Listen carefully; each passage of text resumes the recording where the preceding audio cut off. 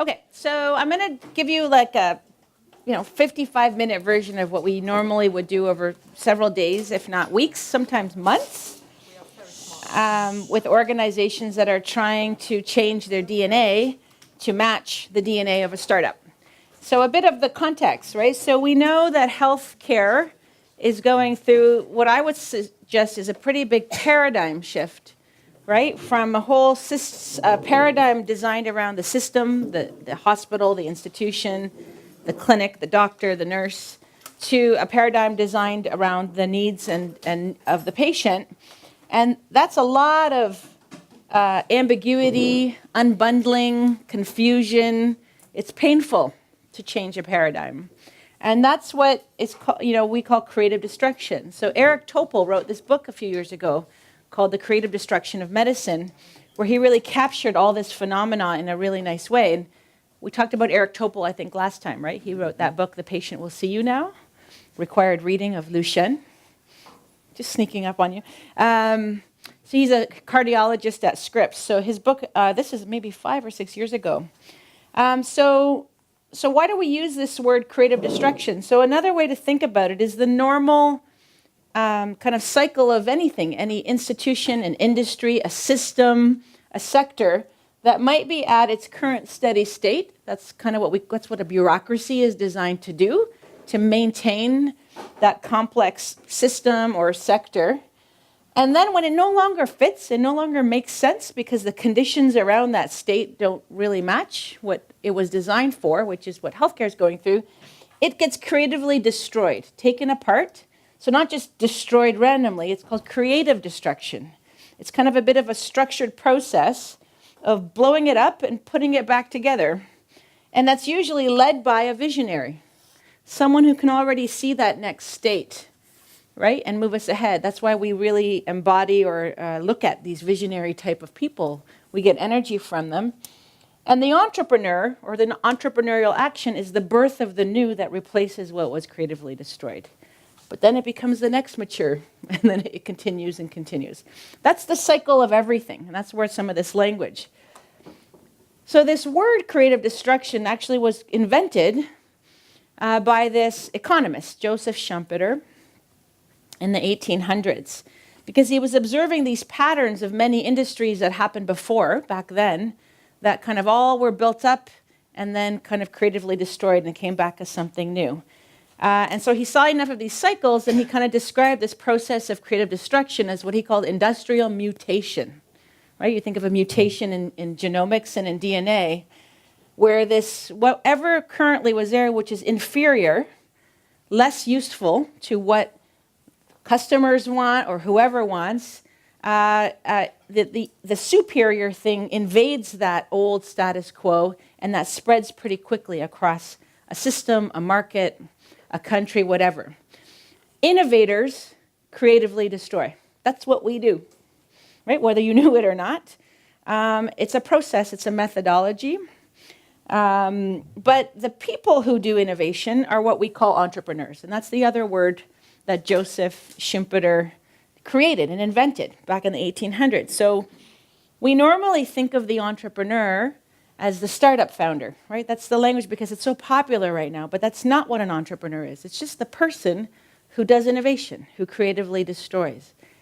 And so who are these people, these entrepreneurs? Well, they're both willing and they're able. Either they have the tools, the resources, the mandate, the ability to take some new idea or invention. It could be a policy. We're not always talking about products and service innovation, and actually get it adopted at scale, right? So that's successful innovation. I talked about that last time. But there's a couple key things. They have vision. If you don't have a vision of what you think is going to happen, you can't be an entrepreneur. It'll beat you up otherwise. It's got to drive you and pull you.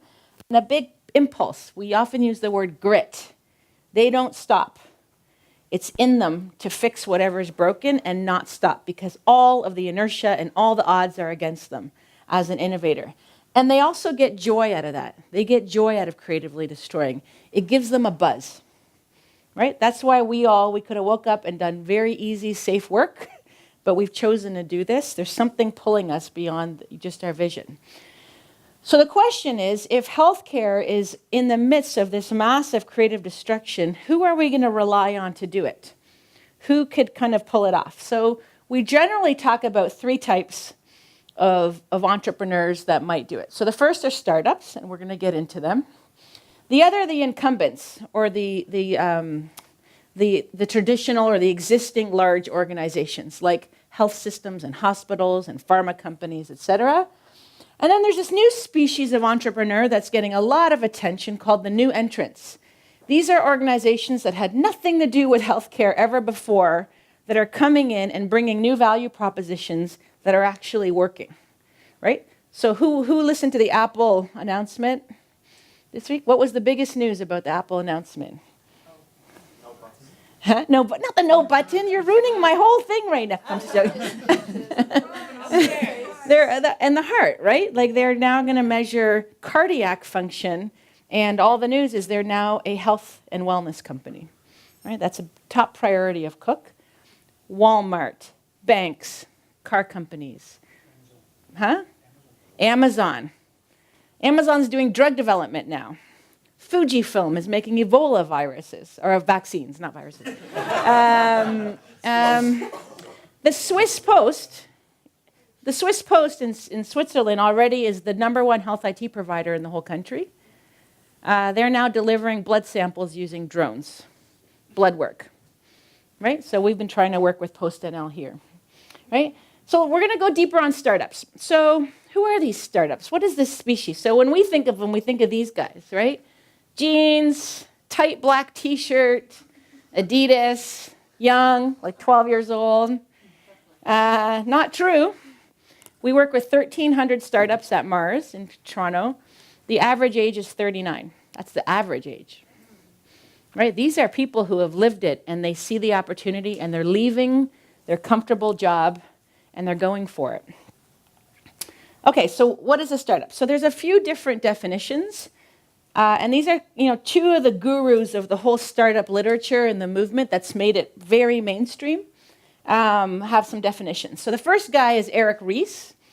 So great person to follow. So he said a startup is a human institution designed to create a new product or service under conditions of extreme uncertainty, right? Because if you're really creatively destroying the status quo, it is messy.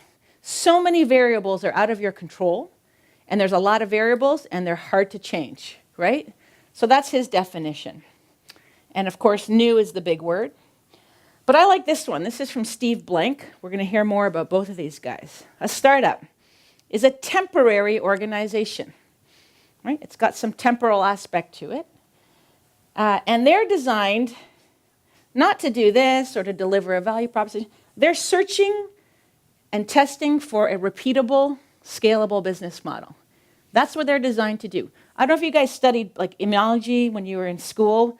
Bacteria, when they're looking for food, they try tumbling, they try all these strategies before they can find some food. That's what a startup is doing. It's constantly searching for a business model that can work and that can scale. When you're designed to constantly reinvent yourself, you have an ecology or a DNA or a topology that's very different from an established organization. Why are they always searching? These three numbers, right? These are the three most important numbers for a startup. How much money is left in the bank? What's their burn rate? Every month, what are they spending? You multiply how much money you have in the bank, and you consider your burn rate. Your third number is when are you going to run out? Because either you're going to have to shut the thing down, or you're going to have to find new funding, whether that's revenues or going to get an investor. That kind of motivation, and I've been with startups and founders who really don't know that they're going to make payroll for their staff by Friday. It's that tight, right? You think of people who have families to feed and kids to take care of, and you're going to be the one to tell them we're not going to be able to make payroll this Friday. You don't have that problem at a large institution, right? It's very, very comfortable. So their bias for action is unlike anything we've ever seen. There's no comfort, they can never sit, and they can't waste time. Right? Let's take a startup that's trying to solve a problem for a customer X, and any one of your complex organizations, we would form a committee to make a task force, to have a committee to write a report, and then publish it in 6 weeks, and then maybe we'll act, right? That's kind of how big organizations do it. Startup just gets it done. They have no choice, there's no time. So there's something that complex health organizations, pharma companies, health systems, hospitals, they want aspects of that into their organization because they know they need to do innovation, but they don't know how. And so this is one way to get at it. What they tell us of why innovation, it's not just because it's cool and everybody else is doing it, or for staff retention, although that's important, but it's this ability to cope with change, which really is why we set up this whole school. When Jack Welch said this, the CEO of GE, like 15 or 20 years ago, that was true back then. The difference is it's extremely true now. The speed and the rate at which change is coming is faster than ever before, and that's why companies and organizations need these new skills. And that's kind of happened to everybody else, right? So this organization called CB Insights publishes these infographics when they start to see a pattern of an established industry that previously had a business model that was what we call unassailable. Nobody could touch it. They dominated the industry. It was impossible for anybody to replace them. And now each of them are getting pieces of their business model. So think of a bank. They do lending, they do retail, they do credit cards, they do insurance, they do capital markets and stock markets. All of that, little startups are biting away pieces of that business model and making a sizable business that seems to work. So this industry that, there were the same players all the time in banking is getting unbundled. The auto industry, right? We've always had pretty much the same manufacturers. All that value chain is getting unbundled. The hotel industry. So at about the time Airbnb came on the scene, I think that was 2015, there are about, in the world, something like 750,000 rooms in all the hotels, Hilton, and you guys know the brands, right? Anyone want to guess how many hotels in about 3 years, or not hotels, how many rooms Airbnb has in stock? Anyone? Huh? It's 750,000, right? So in 3 years, Airbnb was able to get the same capacity that took, maybe 50 years, 60 years for an entire massive industry to assume. That's the kind of speed of disruption that industries. I've been waiting for years for CB to finally publish the healthcare version of this slide, right? Didn't do it till last year. Why? Well, a couple observations. So a good metric of whether something that's new, that brings a new value proposition, is really wanted by customers is how long it takes to get to 50 million users. 50 million is a nice tipping point for kind of a new technology. So when the phone came, it took 75 years, believe it or not, right? It's getting shorter, shorter, shorter. So I haven't talked about, now Candy, this is an old slide. Candy Crush was like 5 days. Pokemon Go, hour and a half, right? Take the data from any health system anywhere in the world. From the moment either the article is published or the new procedure is validated or a new policy is decided, the average is about 17 years to wide-scale practice. Right? Does that resonate for you as a clinician? To wide scale, that it's what everybody does. Standard of care. That's the data. I think we're quicker. But Yeah, of course you're quicker at your place. So look at, I think sepsis is a great example. I think that was like 50 years for antiseptics to become the standard of care as an example. So, but it's long, right? It takes a long time because you have to undo a whole set of ingrained kind of institutions and practices for something new to happen. That is a collision because consumers are driving the speed of adoption of these new things. These new things are underpinned by software, which scales exponentially. And they're hitting a collision course, which is a system that just can't move that fast. That's a perfect petri dish for the kind of unbundling that we're talking about, which is why CB Insights published the unbundling of the healthcare industry last year. And this is just a hospital. So all these pieces of what used to be all done in one shop by one place now are being kind of chipped away at by these emerging kind of technologies. and they're making it work. And then you see people like the World Economic Forum publish their vision for 2030, for climate and poverty and all the things and health, and they have these types of headlines about the hospital going away. Does that mean that there'll be no hospitals? No, it's just that business model goes away. It has to evolve to something different to adjust with the needs. And then, as Lucien says, it's not the home spital, it's the phone spital. Which ones? The other unbundlings? No, the other one with all the insurance. The healthcare. Yes. Yeah, oh yeah. Did you share the slides? Oh yeah, everything is on the portal right now. You could follow with me if you want. Okay. You can tell me my next slide. This is super outdated, eh? Very outdated and very American. Yeah? I'm going on. Okay. So I don't think I have to tell you which one of these is the startup and which is what we call the corporate, right? Corporate doesn't mean a corporation, right? But startups wake up every day and that's all they worry about. They're designed to constantly make sure they're delivering something for that customer. And that's in theory what we're all in this business for. But because we're here to maintain, we're a permanent organization to execute a repeatable and scalable business model that really hasn't changed for 50, 60, 100 years. Then we've got all these controls, because they're controls which are the right thing to maintain that status quo. And that's what these guys are doing, because they're temporary, like we said. So if you think of an org chart or an organogram, this is a pretty traditional, this is General Motors, like from a long time ago, hasn't changed that much, right? And even now, when I've helped health systems create a new agency that they fund, they start with an org chart, right? Which is an industrial age construct of labor and compartmentalizing and maintaining the status quo business model.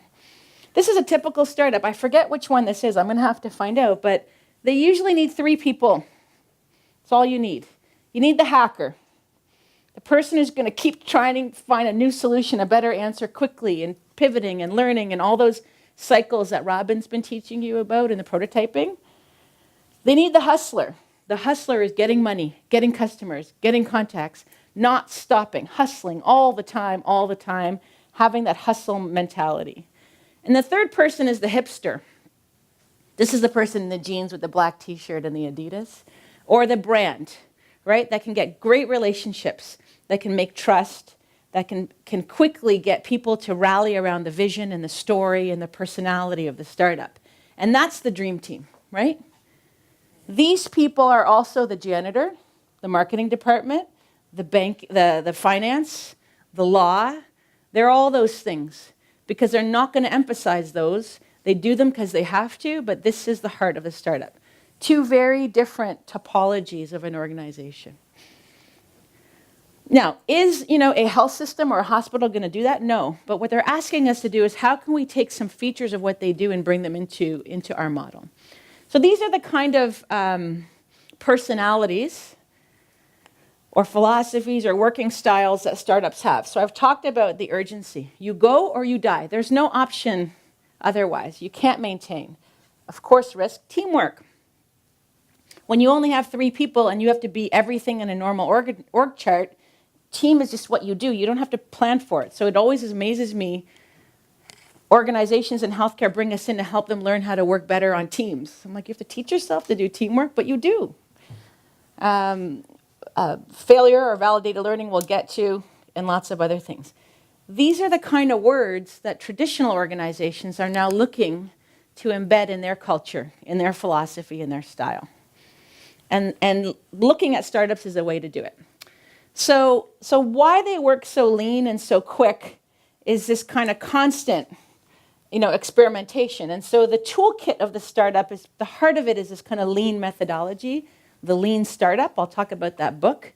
But it's just when you build your machinery of your organization to be always reinventing and trying again, it's just such a different style from an organization that's meant to be stable. I'll skip that. Okay, so we're going to get into some of the tools, but to orient you to the tools, you also have to understand the way startups work. It's not that different from a normal kind of evolution from idea to impact, but they're kind of a different organism at each of these stages because the tools and the conditions are different. At the beginning, when a startup thinks it's got this season opportunity that customers want or a problem, that stage is just, does the problem and the solution fit? So it's all the testing and iterating on a problem solution fit. Can we solve that actual problem? These are the kinds of things they do, the minimal viable business, etc. Once that's a big milestone, once they kind of prove they can make it fit, then they got to go out and test it with some customers. That's product market fit or solution market fit. Would people actually buy it? Can it work? Can it work in this environment? That's getting out in the field and testing and then reinventing over and over in multiple cycles.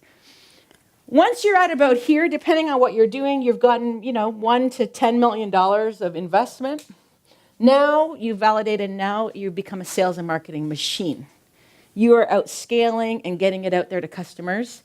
Different set of features. Usually that's when you'll switch your founder. Right? The founder got you to here. Now you need a professional team to take it to the next level.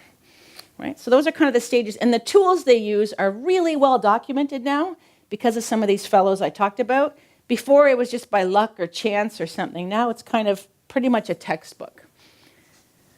So it used to be that the way you planned a business was this thing called the business plan. Okay, who still uses them? Business plans? Yeah? Yeah? Right? So, big document, predicting to 6 decimal places what the world's going to do, lots of words, lots of risk and risk contingencies. A startup, if they had a business plan, it's dead the second they test their solution with a real customer, right? You can't do a desk exercise in the startup world.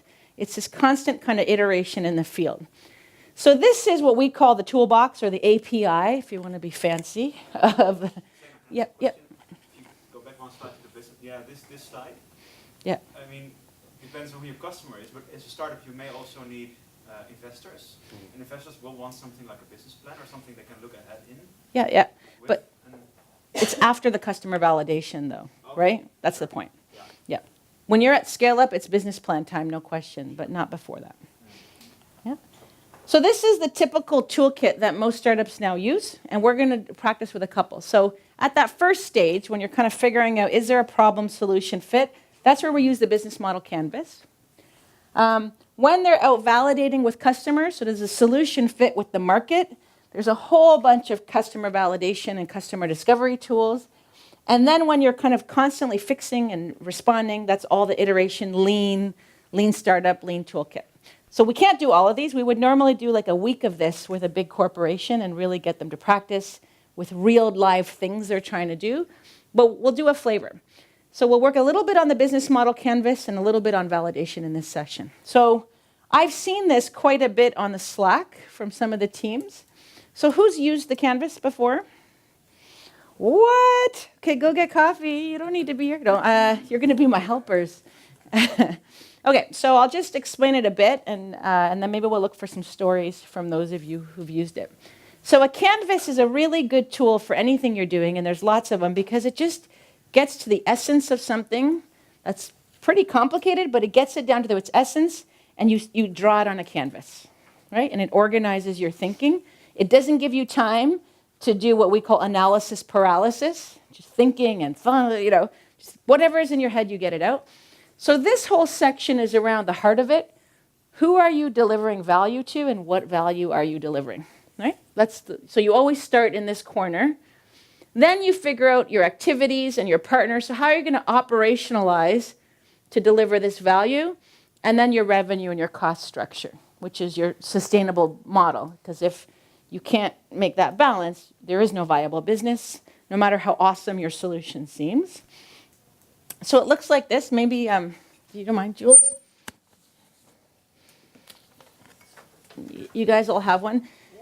So this is now available online through Strategizer in a Creative Commons.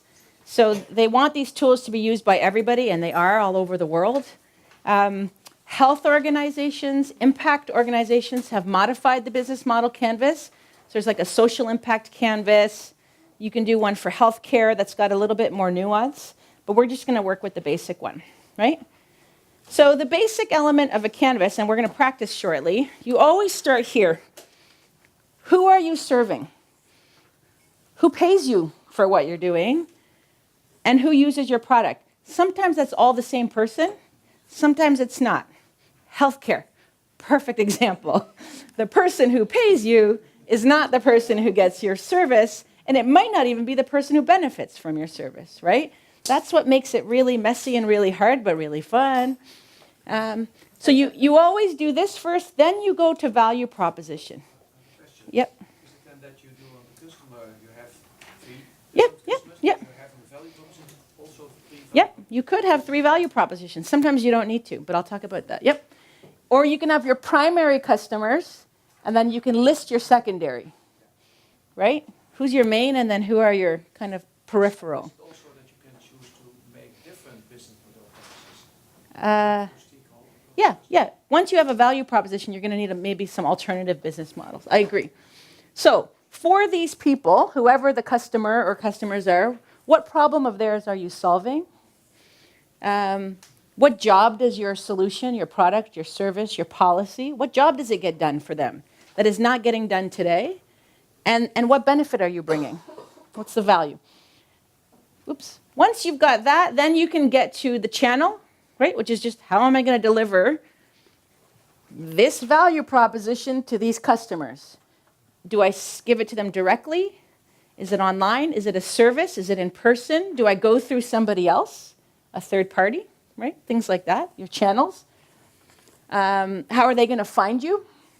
And then what kind of relationships do you need with customers to be able to deliver this value proposition through this channel, right? Who do you need to have relationships with for this to work?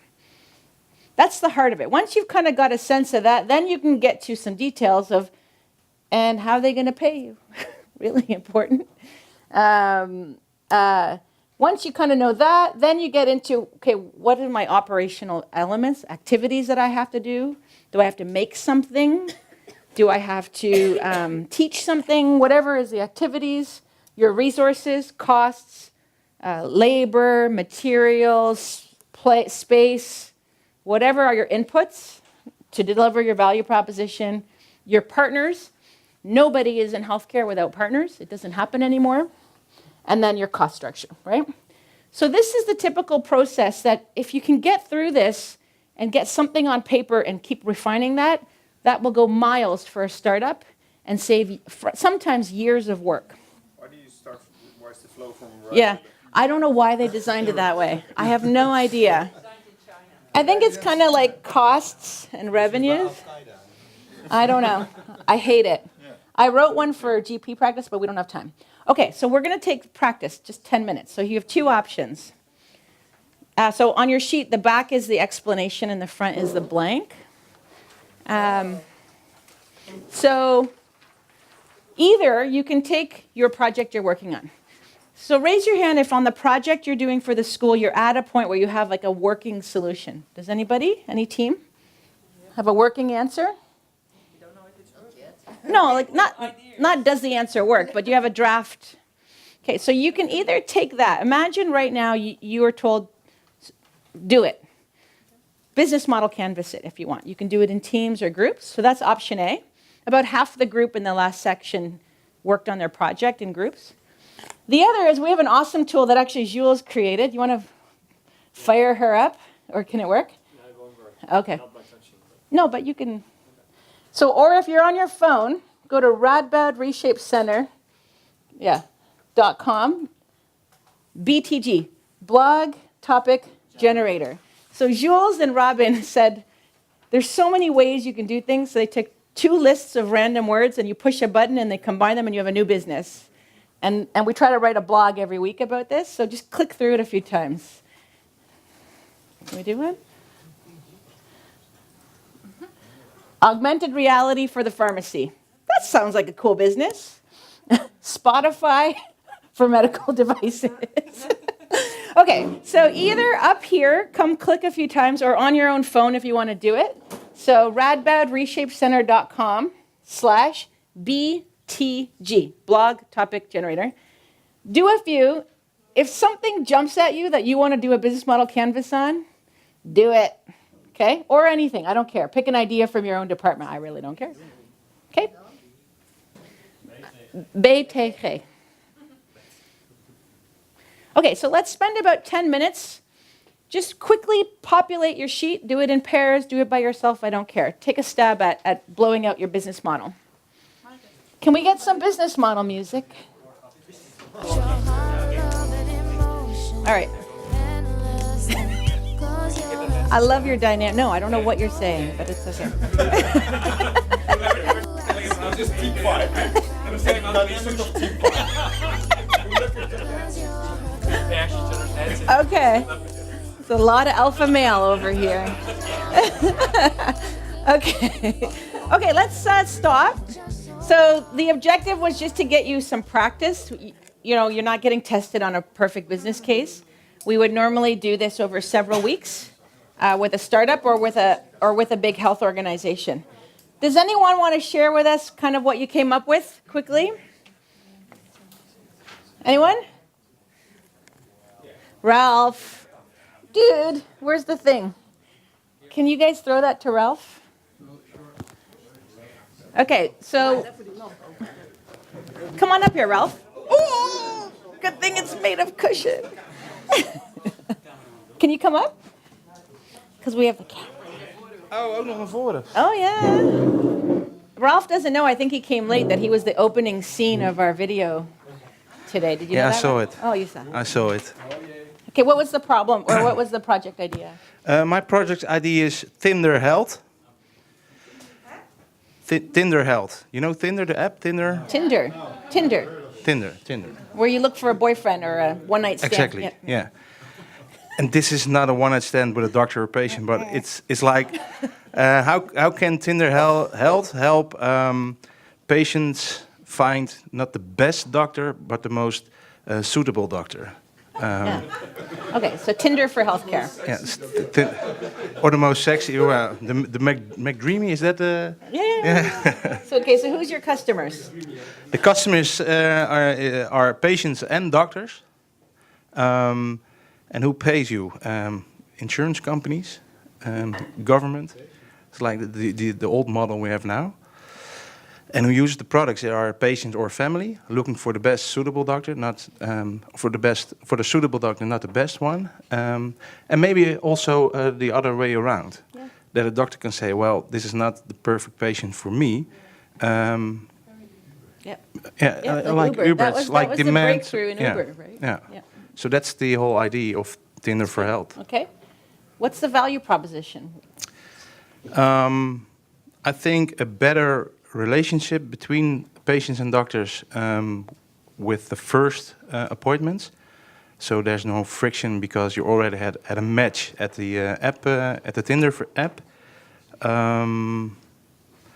Maybe, and that's like Uber-achtig, and that you can review or say, what's your, and you can give points. I do Uber's points things, yeah. Scoring. Yep. Also for patients relating to doctors, but also the other way around. That's a bit scary, maybe, but Doctors rating patients. yeah. Interesting.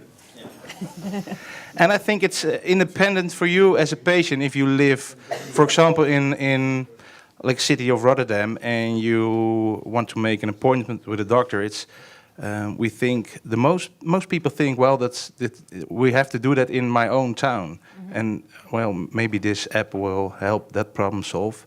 That you can go to another town, and not a lot of people know in Holland that you actually can choose a hospital or doctor you want to go to.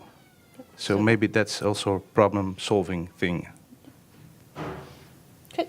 And what channels? How are you going to get that solution to these customers? Well, I think it's obvious. But. The App Store. Oh, okay.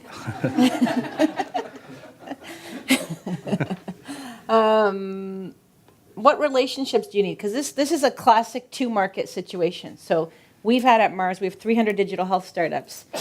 Easily 20 of these show up every few weeks, and they die within a few weeks because they have to build two markets. The market of the patients, you have to advertise to them, get them to trust you, get them to understand, and the market of the doctors. That is nearly impossible to get one market right for most startups. So you're doing 2 markets. So what kind of relationships did you think you need to have to make it work? A good one. A relationship. It's okay. Now, maybe you can look for enthusiastic doctors who say, "Well, this is an idea which with maybe can succeed." Yeah, it might be, though, you want to get to places that have a lot of doctors. Yeah. Like an association or Something like you know that, what I mean? yeah, That's the kind yeah. of that's what we mean by customer relationship. Yeah, okay. 'Cause you need scale, Yeah. right? Do you guys have that? Like a doctors association? Yeah. You have one for specialists and one for if you could get a relationship with the GP, Yeah. your And goal. you also got the patient federation. So Yeah. if you're Or the talking about- disease Yeah, yes, associations. yeah. That's what we mean by customer relationships. It's how you're going to Okay. get scale. Insurance companies, Yeah. maybe, because they have a population. Yeah. Okay.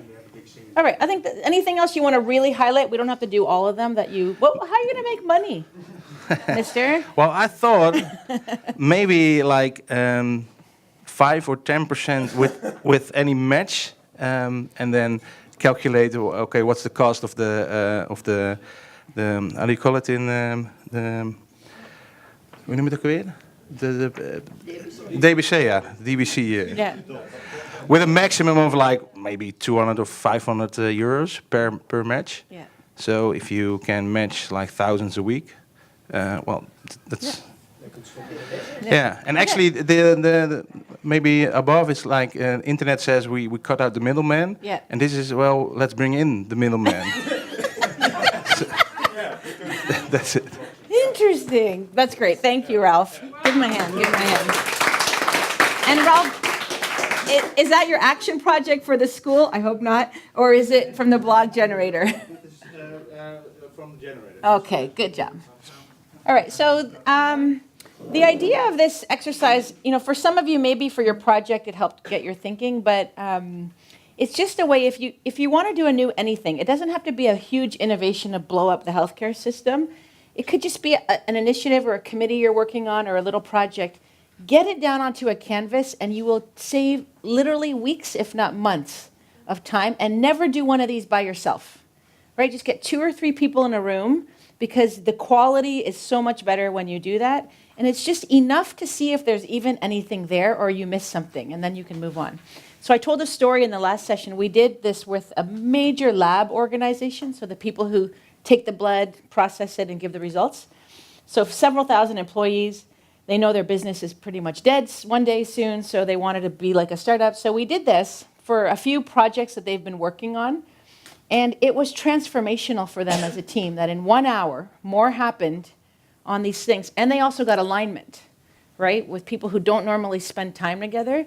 They now made it a rule, every meeting room in the whole corporation must have a business model canvas on the wall, and you don't talk about an idea, you canvas it. That's a rule. So it changed their whole culture overnight, just from one tool. So it's very powerful. It's a verb. You canvas it. Yeah. You can also use it for your existing work. Any existing work, anything. It doesn't have to be new. Exactly. Because a startup is doing this over and over and over again, right? And I think, as you said, they might have many alternatives. Okay. So that was the canvas. So then remember I showed you the API of the startup. So first, is there a business model? Then they have to validate their idea. They have to go out into the field and see if people will pay 400 euros or if doctors will rate their patients or whatever. And so there's a whole set of processes that are pretty standardized now of customer validation that a startup goes through because there's so many tools and there's so many expectations of how to do it. So one that we use to go a lot deeper and really refine is that value proposition, right? So in the business model canvas, the fit between what the customer needs, wants, is looking for, and what you offer, that's the value proposition. And so you can go deeper, and there's a canvas just for the value proposition, right? And I think some of you have been using this as well. I saw it on the Slack. So Jules, if you don't mind. Okay, so take the value proposition you wrote, or if you're working on your project and you think you have a value proposition, let's get it articulated using this tool. So the basic idea, or what could help you think of a value proposition, is in terms of what the customer needs, I wasn't specific to you of how to come up with that, but usually you can either frame it by what can they gain that they don't have today. It's not possible to choose a doctor in another city. That's a gain. Or what pain can it take away? Where are they compromising? Where are they not satisfied? There's a lot of these in healthcare, and they're not just physical pains. Or what jobs do they need to get done? There's a whole literature around the jobs to get done theory. I don't have time. The value proposition you're going to deliver to that either is going to create the gains or relieve the pains. Pretty obvious. Through whatever the offering is. A service, a product, it could be a policy innovation, whatever it is. So how is that going to relieve the pain or create gain? So very easy sentence. We're going to work on writing one. It's got 4 key words. When I ask you what's your value proposition, you can say for patients in the Netherlands who are looking for a GP. So who is it? What do they need? Who are looking for more choice, who are not satisfied of the waste of what a first doctor appointment is. Whatever is that need you identified. We have developed, and this is your what? What are you doing? What's the product? What's the service? What's the solution?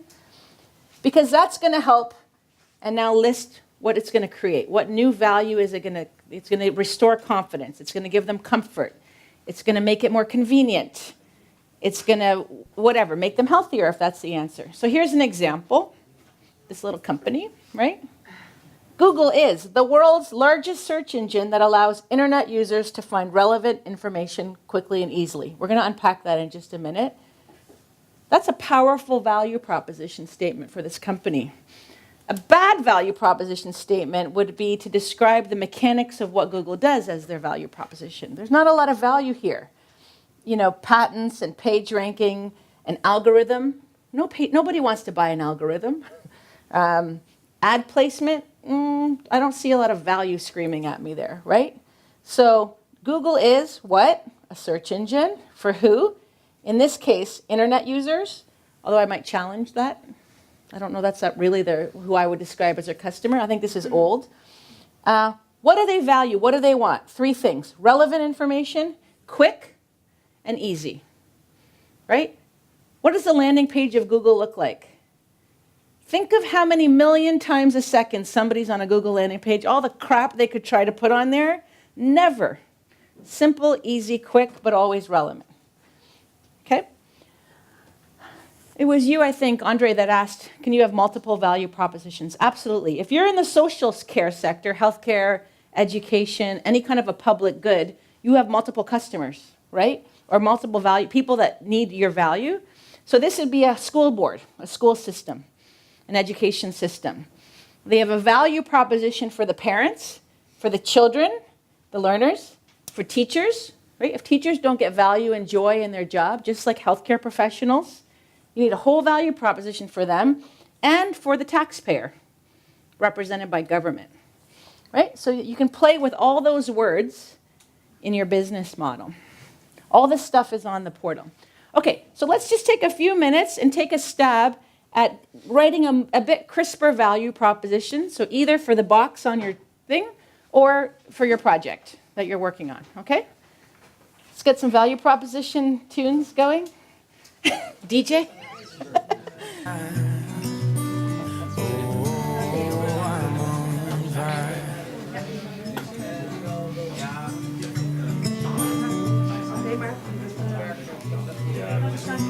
Let's see what we got.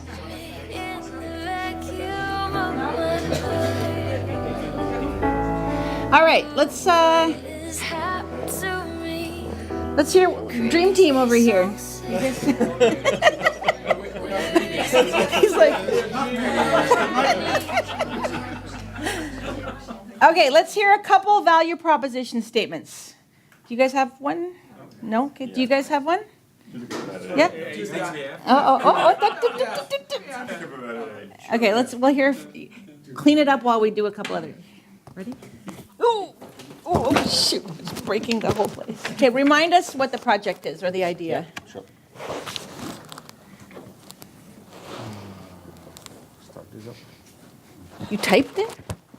No. Hardcore. He blows the laptop.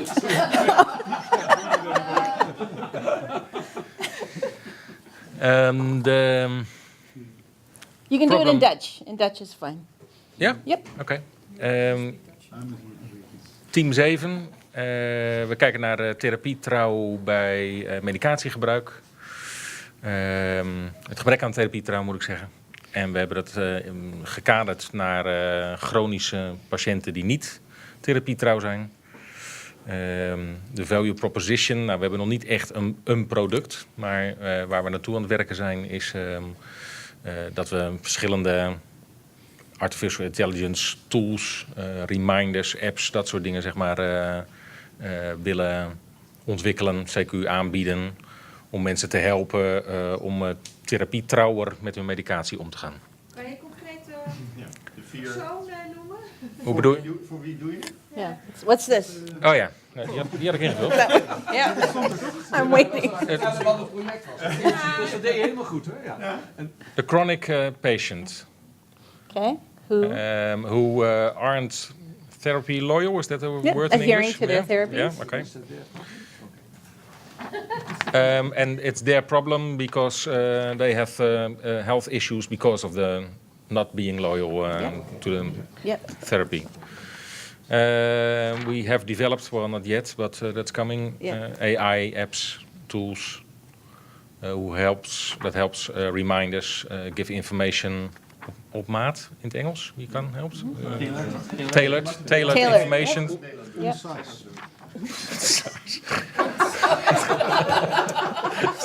Sorry. Are you criticizing his? No. We're kind of drunk already. And what's going to happen? That helps. That helps what? Patients get reminders, get tools with What's the result? values. Yeah, what's going to be so great about this? I should spend my. I'm investing. They're gonna feel better. Feel better. Less health. Yes. Yeah. Yeah. Maybe less waste. Right? 35% of drugs don't work. Okay, good. That's the Team 7 project is working on that? Yeah. Good. Okay. So you get the idea. Like, it seems simple, but I tell you, we work with over 1,300 startups, and sometimes we just ask this and they can't give us an answer. Well, if you don't know the heart of what you're doing and why, remember Leah? She said that, I think, 100 times today.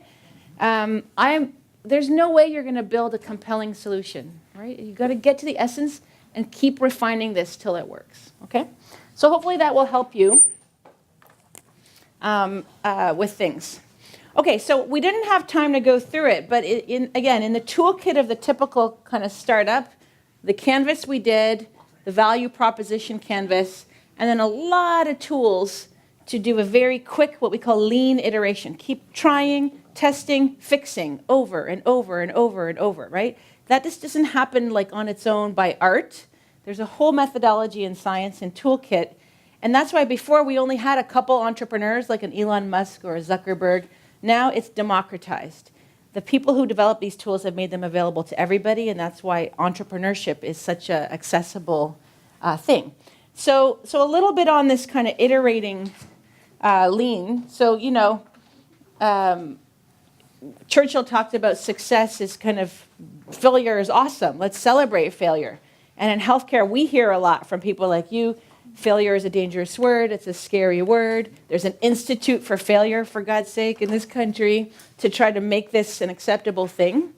So, you know, the language that a startup thinks about is they would never call anything a failure, maybe at the end when the whole thing crashes. But, you know, they're designed to be validating learnings all the time, right? And now you can go home and when you fail at something, you can say, no, it was just a validated learning. Sounds so much better. So just to show you all the different ways the tools have come together, these three names, Steve Blank, Alex Osterwalder, and Eric Ries, are the key kind of thought leaders that have developed these materials that are now widely used in the startup world and now the normal corporate world is using.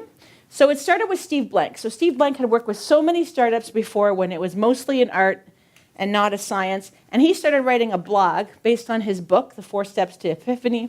And then this blog started getting a lot of uptake. And then Eric Ries took the concepts of that blog and made them into the book, the Lean Startup. That's kind of the Bible for startups. At the same time, Alex Osterwalder developed Business Model Generation. So this is my must-read book when I teach in the MBA school. That's what led to the Business Model Canvas and many other tools. Those are all online, Creative Commons, which is an open source way to access all these tools, came out of that book for business models.